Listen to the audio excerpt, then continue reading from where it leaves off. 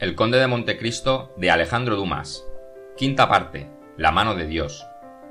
Capítulo 10. La fonda de la campana y la botella. Continuación. Hemos visto la tranquilidad con que las señoritas de Danglars y de Armilly habían hecho su transformación y emprendido su fuga. Debieron esta tranquilidad a que cada cual estaba bastante ocupado en sus asuntos para no mezclarse en los de los demás. Dejaremos al banquero, con la frente bañada de sudor, alinear, a la vista de la bancarrota, las inmensas columnas de su pasivo, y seguiremos a la baronesa, que después de haber permanecido un instante aterrada con la violencia del golpe que la hiriera, había ido en busca de su consejero ordinario, Luciano de Bray. Contaba la baronesa con que aquel matrimonio la libraría de una tutela que con una muchacha del carácter de Eugenia no dejaba de ser incómoda, porque en la especie de contrato tácito que sostienen los lazos de la jerarquía social, la madre no es verdaderamente dueña de su hija, sino con la condición de ser continuamente para ella un ejemplo de moralidad y un tipo de perfección. Ahora bien, la señora Danglars temía la perspicacia de Eugenia y los consejos de Luisa de Armilly. Había observado ciertas miradas desdeñosas lanzadas por su hija de Bray, las que parecían significar que su hija conocía todo el misterio de sus relaciones amorosas y pecuniarias con el secretario íntimo, mientras que una interpretación más sagaz y más profunda hubiese, por el contrario, demostrado a la baronesa que Eugenia la detestaba, no porque era la piedra de escándalo de la casa paterna, sino porque la colocaba en la categoría de los bípedos que Platón no llama hombres, y Diógenes designa con la denominación de animales de 2 pies y sin plumas.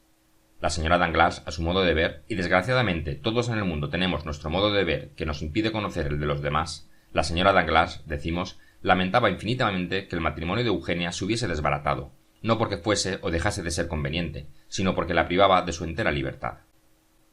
Corrió, pues, como hemos dicho, a casa de Debray, que después de haber asistido como todo París a la firma del contrato y al escándalo que hubo en ella, se retiró a su club, donde con algunos amigos hablaba del suceso que era tema de todas las conversaciones en las 3/4 partes de la ciudad eminentemente chismosa llamada la capital del mundo.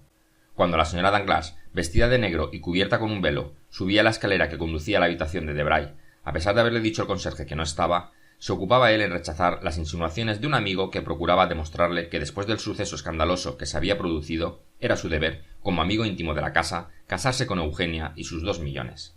Debray se defendía como hombre que quiere ser vencido, porque aquella idea se había presentado muchas veces a su imaginación. Mas como conocía a Eugenia, y sabía su carácter independiente y altanero, tomaba de vez en cuando una actitud defensiva diciendo que aquella unión era imposible, dejándose con todo dominar interiormente por aquella mala idea que, según todos los moralistas, preocupa incesantemente al hombre más puro y honrado, velando en el fondo de su alma cual tras la cruz el diablo.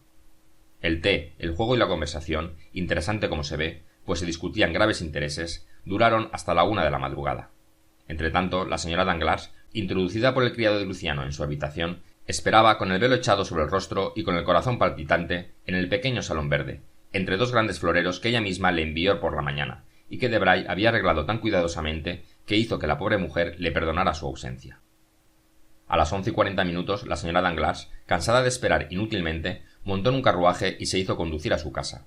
Las mujeres de cierto rango tienen de común con las grisetas que no vuelven jamás después de medianoche, cuando van a alguna aventura. La baronesa entró en su casa con la misma precaución con que Eugenia había salido de ella. Subió pronto y con el corazón oprimido la escalera de su cuarto, contiguo, como se sabe, al de Eugenia.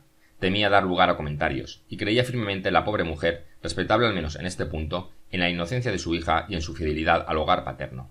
Cuando llegó a su cuarto, escuchó a la puerta de Eugenia, y no oyendo ruido, quiso entrar, pero estaba corrido el pestillo. Creyó que Eugenia, fatigada de las terribles emociones de la tarde, se había acostado y dormía.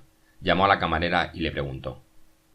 La señorita, respondió ésta, ha entrado en su cuarto con la señorita Luisa, han tomado el té juntas, y me han despedido enseguida, diciéndome que no me necesitaban. La camarera había estado desde entonces en la repostería y creía a las 2 jóvenes acostadas. La señora Danglars se retiró sin la menor sospecha, pero tranquila en cuanto a las personas, su espíritu se fijó en el hecho mismo. A medida que sus ideas eran más claras, las proporciones de la escena del contrato se engrandecían.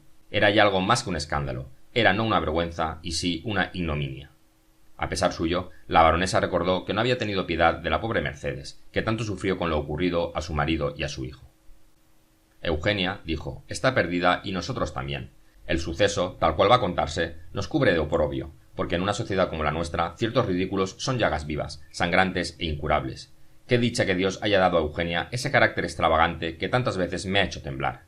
Y elevó al cielo una mirada de gratitud hacia aquella providencia misteriosa que lo dispone todo, según los sucesos que deben tener lugar, y hace que un defecto o un vicio sirvan a veces para nuestra dicha. Luego su imaginación tomó un rápido vuelo, y se detuvo en Cavalcanti. Ese era un miserable, un ladrón, un asesino, y con todo, sus maneras indicaban una mediana educación, si no completa. Cavalcanti había hecho su aparición en el mundo con las apariencias de una gran fortuna y el apoyo de hombres ilustres. ¿Cómo orientarse en aquel inmenso dédalo? ¿A quién dirigirse para salir de aquella situación? Debray, a quien había ido a buscar en el primer impulso de la mujer que ama y quiere ser socorrida y ayudada por el hombre a quien dio su corazón y muchas veces le pierde, Debray no podía darle más que un consejo. Debía, pues, dirigirse a persona más poderosa. Pensó en Villefort.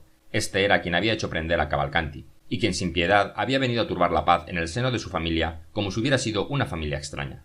Mas, pensándolo bien, no era un hombre sin piedad el procurador del rey. Era un magistrado esclavo de sus deberes, un amigo leal y firme, que brutalmente, pero con mano segura, había dado el golpe de escalpelo en la parte enferma. No era un verdugo, era un cirujano que había visto perder ante el mundo el honor de los Danglars de la ignominia del joven que había presentado al mundo como su yerno.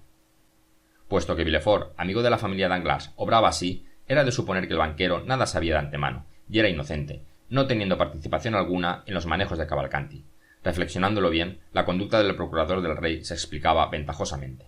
Pero hasta allí debía llegar su inflexibilidad. Se propuso ir a verle al día siguiente y obtener de él, sino que faltase a sus deberes de magistrado, al menos que tuviera la mayor indulgencia posible. La baronesa invocaría el tiempo pasado, rejuvenecería sus recuerdos, suplicaría en nombre de un tiempo culpable, pero dichoso. El señor de Villefort atajaría el asunto, o por lo menos, y para eso le bastaba volver los ojos a otra parte, dejaría escapar a Cavalcanti, y no perseguiría al criminal sino en contumacia. Entonces durmióse más tranquilizada. El día siguiente, a las 9 se levantó, y sin llamar a su camarera, y sin dar señal de que existía en el mundo, se vistió con la misma sencillez que el día anterior, bajó la escalera, salió de casa, marchó hasta la calle de Provenza, tomó allí un carruaje de alquiler y se dirigió a casa de Villefort. Desde hacía un mes, aquella casa maldita presentaba el aspecto lúgubre de un lazareto, en el que se hubiese declarado la peste. Una parte de las habitaciones estaban cerradas por dentro y por fuera. Las ventanas encajadas de continuo sólo se abrían para dejar entrar un poco el aire. Veíase entonces asomarse a ellas la figura de un lacayo, y enseguida se cerraban como la losa que cae sobre el sepulcro. Los vecinos se preguntaban: ¿veremos salir hoy otro cadáver de la casa del procurador del rey? Un temblor se apoderó de la señora Danglars al contemplar aquella casa desolada. Bajó del coche, acercóse a la puerta, que estaba cerrada, y llamó. Cuando con lúgubre sonido resonó la campanilla por 3 veces, apareció el conserje, entreabriendo la puerta lo suficiente solo para ver quién llamaba. Vio una señora elegantemente vestida, perteneciente, por lo visto, a la alta sociedad, y sin embargo la puerta permaneció cerrada. «Abrid», dijo la baronesa. «Ante todo, señora, ¿quién sois?», inquirió el conserje. «¿Quién soy? Bien me conocéis». «No conocemos ya a nadie, señora». «¿Pero estáis loco?», dijo la baronesa. «¿De parte de quién venís?». «Oh, eso ya es demasiado. Señora, es orden expresa, excusadme. ¿Vuestro nombre?» «La baronesa de Danglars, a quien habéis visto 20 veces». «Es posible, señora. Ahora, ¿qué queréis?» «Oh, qué cosa tan rara. Me quejaré al señor de Villefort de la impertinencia de sus criados». «Señora, no es impertinencia, es precaución. Nadie entrará aquí sin una orden del doctor Dabrin o sin haberle hablado al señor de Villefort». «Pues bien, precisamente quiero ver para un asunto al procurador del rey». «¿Es urgente?» «Bien debéis conocerlo, cuando no he vuelto a tomar el coche. Pero concluyamos. He aquí una tarjeta. Llevadla a vuestro amo». «La señora guardará mi vuelta». «Sí, id». El portero cerró, dejando a la señora Danglars en la calle. Verdad es que no esperó mucho tiempo.